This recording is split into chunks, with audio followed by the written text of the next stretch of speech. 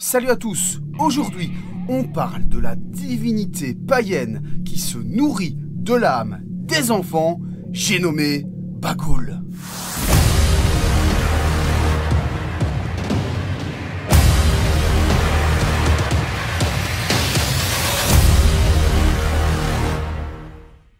Je pense que certains d'entre vous l'auront reconnu, je parle évidemment du film Sinister, sorti en 2012 et réalisé par Scott Derrickson, à qui on doit entre autres l'exorcisme d'Emily Rose, Le jour où la Terre s'arrêta, Délivre-nous du mal, ou encore plus récemment Doctor Strange. Dans ce film, on y découvre un écrivain en mal d'inspiration, interprété par Ethan Hawke, qui pour trouver son prochain sujet, va s'installer dans une maison avec toute sa famille où a eu lieu un horrible assassinat quelques années plus tôt. Il découvre dans le grenier de cette maison une boîte avec un projecteur et des bobines de pellicule Super 8 sur lesquelles ce meurtre ainsi que plusieurs autres ont été filmés. Il va donc poursuivre son enquête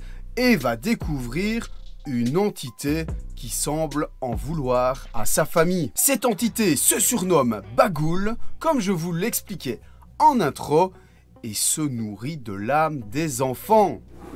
Ah oui, d'accord. Je ne vais pas vous en dire plus, je vous invite à le voir ou le revoir. Le film a été tourné avec un budget d'environ 3 millions de dollars et a rapporté au box-office mondial environ 88 millions de dollars. Donc c'est plutôt pas mal pour ce genre de film. Alors ici, pas de gore ni d'effusion de sang, mais plutôt une ambiance glauque et angoissante avec une tension qui va monter tout au long du film. Le casting est sympa, les dialogues sont corrects, mais moi ce que je préfère franchement c'est la musique. La BO est vraiment top. C'est vraiment en adéquation avec le film. Je trouve vraiment qu'il y a eu un vrai effort là-dessus. Pour ceux qui l'ont déjà vu, je pense qu'ils s'en souviennent. Il y a vraiment cette musique très recherchée. Enfin, très recherchée, c'est pas non plus du Mozart, mais voilà, il y a vraiment une tension supplémentaire avec cette musique. Alors évidemment, le film n'est pas parfait. Il y a pas mal de petits défauts. Un peu trop de jumpscare, donc je trouve que c'est un peu excessif. Moi, je suis pas partisan de ça. Quand il y en a quelques-uns dans les films d'horreur, ça passe. Là, voilà, on sent vraiment qu'ils ont essayé d'en mettre le maximum. Moi, ça me fait pas grand-chose. Je sais qu'il y a des gens qui sursautent à chaque jumpscare. Moi, voilà. Je trouve des fois que ce genre de film ont tendance à un peu exagérer là-dedans. Il y a des choses qui me semblent un peu invraisemblables. Genre le personnage qui va dans le salon parce qu'il entend un bruit avec une batte de baseball. Il allume aucune lumière. Voilà, on est typiquement dans ce genre de choses qu'on va retrouver dans plein de films. Attention, je sais que c'est vraiment très courant dans ce genre de long métrage. Mais c'est un peu voilà, la facilité pour essayer de créer une tension qui, dans la réalité, franchement, n'y serait pas. Puisque je pense que si j'entends un bruit dans mon salon, la première chose que je fais, c'est allumer la lumière. Et alors, la deuxième chose que je préfère dans ce film, donc il y avait la musique, et c'est vraiment aussi visuellement toutes les scènes qui sont sur les bandes, les pellicules de Super 8. Donc on va voir le personnage en fait regarder ces mini-films où on voit en fait différents meurtres, différents massacres. Et je trouve vraiment que ces petites vidéos qui sont intégrées dans le film sont vraiment top. C'est vraiment aussi quelque chose qui fait partie du film, qui est original et qui fout vraiment la trouille quand tu les vois la première fois. Je trouvais vraiment que c'était super angoissant. En plus, finalement, on se retrouve avec des enfants. Donc ça, au début, on le comprend pas. On commence à le comprendre tout au long du film. Et on voit, en fait, c'est les enfants qui font ça. Donc c'est vraiment super angoissant et je trouve vraiment que c'est la première qualité visuelle du film, c'est ces petites vidéos tournées en Super 8. Et alors pour la petite parenthèse, j'ai lu ça sur internet, je trouvais ça sympa de vous le dire. Il y a eu une enquête en fait en 2020 qui a été réalisée pour savoir quel film d'épouvante était le plus flippant tout simplement. Et donc ils ont analysé les fréquences cardiaques de plusieurs téléspectateurs en regardant donc 50 films cultes d'horreur on va dire.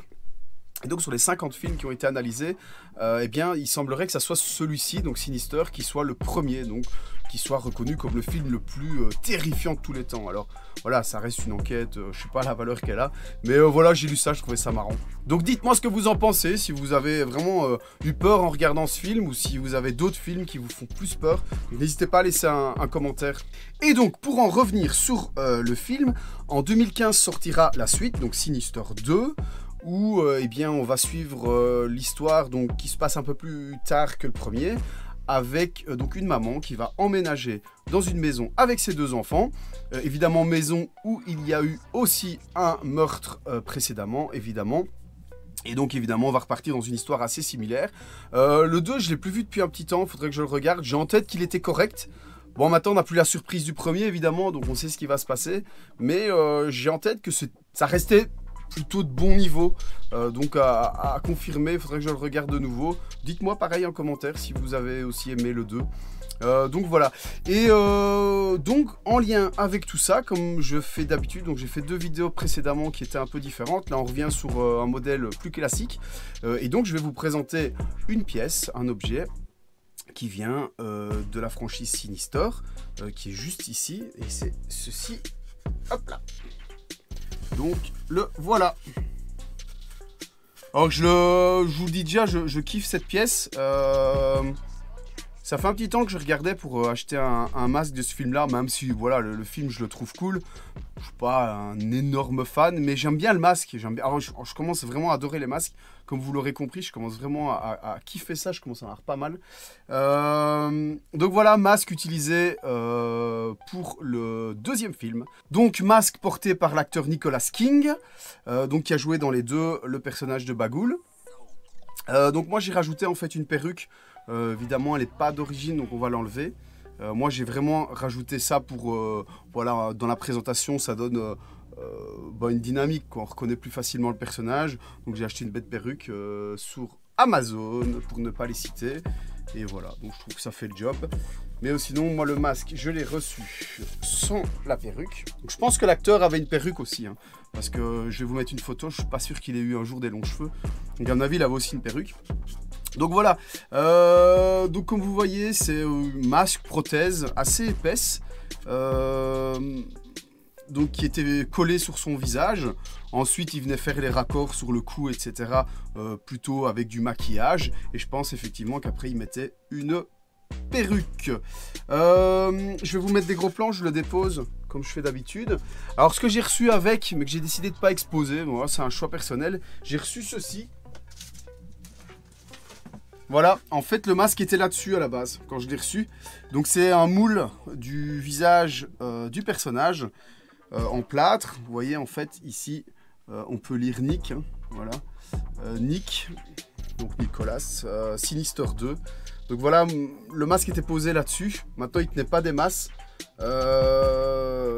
Donc moi j'ai décidé ça de le mettre de côté et vraiment de le mettre...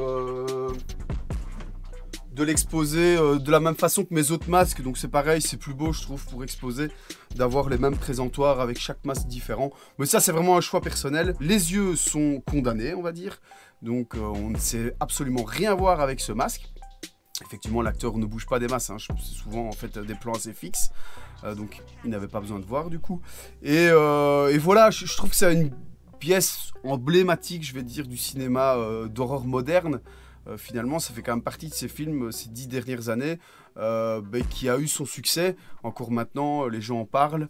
Et voilà, je trouve que c'est assez reconnaissable. Et j'ai eu donc l'occasion d'avoir ce masque. Et j'ai sauté sur l'occasion. Donc voilà, je ne sais pas ce que vous en pensez. Moi, personnellement, je trouve ça super cool. Je vous dis...